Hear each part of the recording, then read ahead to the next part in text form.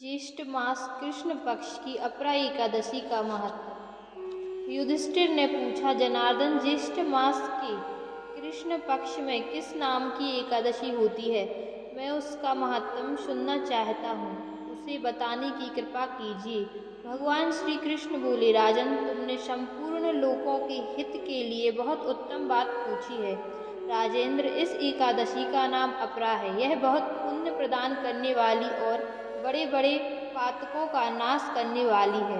ब्रह्म हत्या से दबा हुआ, गोत्र की हत्या करने वाला, गर्भस्थ बालक को मारने वाला, पर निंदक तथा पर स्त्री लंपट पुरुष भी अपरा एकादशी के सेवन से निश्चय ही पाप रहित हो जाता है। जो झूठी गवाही देता, माप तोल में धोखा देता, बिना जाने ही नक्षत्रों की गणना करता और कूटनीति से आयुर्वेद का ज्ञाता बनकर वैद्य का काम करता है, ये सब नरक में निवास करने वाले प्राणी हैं। परंतु अपरा एकादशी के सेवन से ये भी पाप रहित हो जाते हैं। यदि क्षत्रिय छात्र धर्म का परित्याग करके युद्ध से भागता है तो वह क्षत्रियोचित धर्म से भ्रष्ट होने के कारण घोर नरक में पड़ता है। जो शिष्य विद्या प्राप्त करके स्वयं ही गुरु की निंदा करता है, वह भी महापातकों से युक्त होकर भयंकर नरक में गिरता है। किंतु अपरा एकादशी के सेवन से ऐसे मनुष्य भी सद्गति को प्राप्त होते हैं।